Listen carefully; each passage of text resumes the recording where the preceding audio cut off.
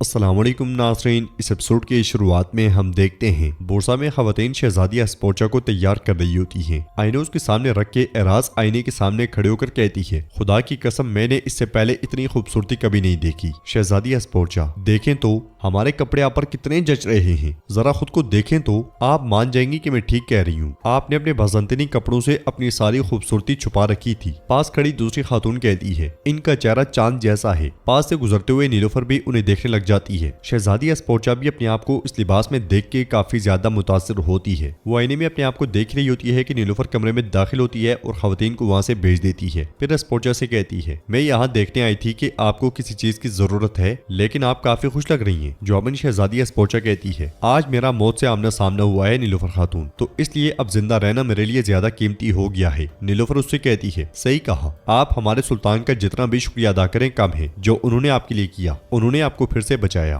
اسپورچا کہتی ہے، میں نے سنا ہے کہ ڈیفنے نے آپ کو پھر سے نقصان پہنچانے کی کوشش کی، کیا آپ ٹھیک ہیں؟ تو نیلوفر کہتی ہے، جب میں اپنے ارد گرد موجود غداروں سے چھٹکارا پا لوں گی تو مجھے اور بھی بہتر محسوس ہوگا۔ شہزادی اسپورچا کہتی ہے، یقیناً مجھے ڈیفنے نے دھوکہ دیا جسے میں اپنی دوست سمجھتی تھی، لیکن آپ کو تو آپ کی بہن نے دھوکہ دیا، یہ آپ کے لیے زیادہ مشکل ہوگا۔ نیلوفر اس سے پوچھتی ہے، تم یہاں کیوں ہو شہزادی اسپورچا؟ تو شہزادی اسپورچا کہتی ہے، کیونکہ میرے پاس اور کوئی چارہ نہیں نیلوفر خاتون، میرے پاس جانے کے لیے اور کوئی جگہ نہیں ہے۔ انہوں نے ایزنک کا محاصرہ کر لیا ہے، ہم سب بہت بڑے خطرے میں ہیں، اب وقت آ گیا ہے کہ ہم ایک ہو جائیں۔ یہ سنتے ساتھ ہی نیلوفر پلٹتی ہے اور آگے بڑھتے ہوئے اسپورچا کے ان الفاظوں کو پھر سے سوچتی ہے، اب وقت آ گیا ہے کہ ہم ایک ہو جائیں۔ اس خیال کے بعد نیلوفر دل ہی دل میں کہتی ہے، تو آپ ان سے شادی کرنا قبول کریں گی؟ یہ کہتے ساتھ ہی نیلوفر چلی جاتی ہے۔ اگلے منظر میں رات کے وقت نیلوفر اپنے آپ کو سنوار رہی ہوتی ہے اور غمگین ہوتے ہوئے سلطان کے ساتھ گزارے ہوئے اچھے لمحات کو یاد کرتی ہے۔ سارے لمحات کو یاد کرنے کے بعد نیلوفر اپنے آپ پہ قابو پاتی ہے اور مضبوط ہو کے بیٹھ جاتی ہے۔ دوسری طرف دسترخوان تیار کیا جا رہا ہوتا ہے۔ ملون خاتون گونجا کے ساتھ وہاں پہنچتی ہیں اور پوچھتی ہیں، شہزادی اسپورچا اور نیلوفر کہاں ہیں؟ جواب میں اعراز کہتی ہے، شہزادی اسپورچا تیار ہیں، وہ ابھی آئیں گی۔ ملون خاتون، خدا کی قسم وہ بہت ہی زیادہ خوبصورت لگ رہی ہیں۔ یہ سن کے سب اسے دیکھنے لگ جاتی ہیں۔ پھر اسما کہتی ہے، نیلوفر خاتون نے کہا ہے کہ وہ نہیں آئیں گی، انہوں نے کہا ہے کہ انہیں کچھ درد محسوس ہو رہا ہے۔ گونجا ملون خاتون سے پوچھتی ہے، اماں جان وہ اسے کیسے برداشت کرے گی؟ حلیمہ بھی کہتی ہے، بابی یہ برداشت نہیں کر سکتی۔ اعراز کہتی ہے، شہزادی بھی یہ نہیں چاہتی، میں نے اسے ایک بار اسپورچا خاتون کہا اور اس نے مجھے ڈانٹ دیا، پریشان نہ ہوں، یہ شادی نہیں ہوگی۔ ملون خاتون کہتی ہے، اس بات کا فیصلہ ہمارے سلطان کریں گے،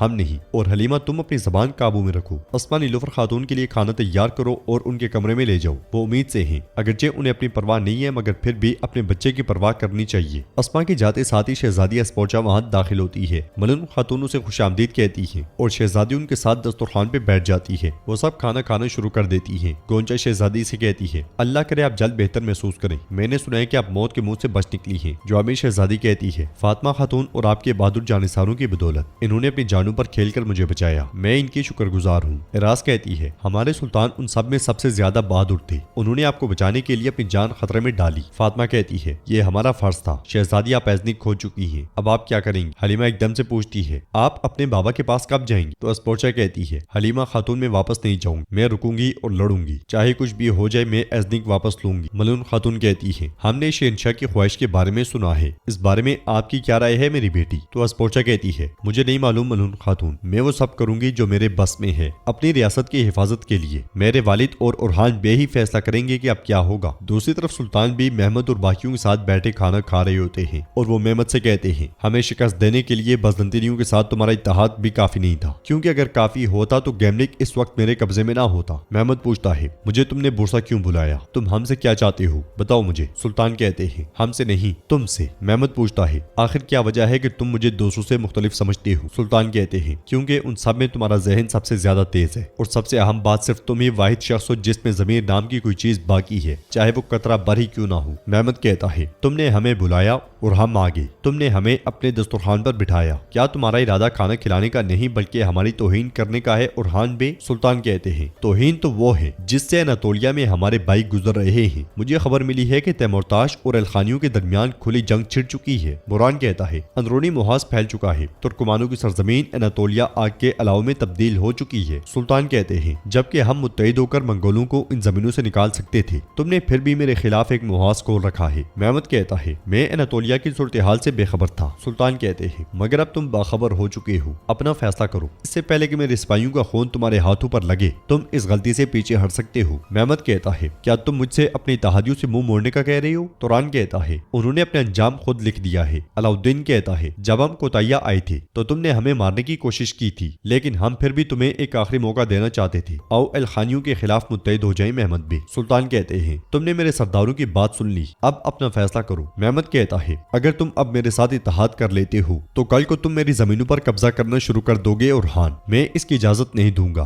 سلطان کہتے ہیں جو دوستی کا ہاتھ میں نے بڑھایا ہے اگر اسے نہ تھاما گیا تو تمہارا انجام واضح ہے، دشمنی ختم کرو اور رشتہ دار بن کے رہو تاکہ تمہاری زندگی طویل ہو سکے۔ محمد یہ سنتے ساتھ ہی محمد کھڑا ہو جاتا ہے اور کہتا ہے تم نے اپنے نام کے ساتھ سلطان لگا لیا ہے اور اب تم دوسرے لوگوں کی عمروں کے فیصلے کر رہے ہو، ہاں لیکن اس جنگ کے اختتام پہ اس کا انجام کیا ہوگا ہم دیکھ لیں گے۔ یہ کہتے ساتھ ہی محمد چلا جاتا ہے اور سلطان بڑے سکون سے کھانا کھاتے ہی چلے جاتے ہیں۔ حصار سے آگے بڑھتے ہوئے محمد کا سامنا گونجا سے ہوتا ہے اور وہ اسے پوچھتا ہے کیا بچے کی پیدائش کا وقت قریب ہے؟ گونجا اسے کہتی ہے کیونکہ آپ اتنے غصے میں باہر آئے ہیں تو آپ پھر سے دشمنی پر اترنے والے ہیں، ہے نا محمد بھی؟ محمد اس سے کہتا ہے میں اورحان کے سامنے سر نہیں جھکاؤں گا میری بہن۔ گونجا غصے سے کہتی ہے مجھے بہن مت کہیں، اب آپ کی کوئی بہن نہیں رہی، آپ ان لوگوں کی طرف ہیں جو میرے سردار کو مارنا چاہتے تھے، اگرچہ آپ نے بھی انہیں مارنے کی کوشش کی تھی لیکن شاہین شاہ اور دیدار تو آپ سے بھی زیادہ بد فطرت ہیں۔ محمد بے آپ ان لوگوں کی طرف ہیں جنہوں نے مجھے 10 سال تک ایک بچے کے لیے ترسایا ہے۔ یہ سن کے محمد ایک دم سے چونک جاتا ہے اور پوچھتا ہے تمہارا کیا مطلب ہے؟ گونجا کہتی ہے اگر میں آپ کو بتا بھی دوں تو کیا بدل جائے گا، آپ تو پہلے ہی اپنا راستہ چن چکے ہیں، اب ہم دشمن ہیں، خدا کرے آپ کا خون مٹی کی نظر ہو جائے محمد بے۔ یہ کہتے ساتھ ہی گونجا چلی جاتی ہے اور محمد اسے آواز دیتا رہ جاتا ہے۔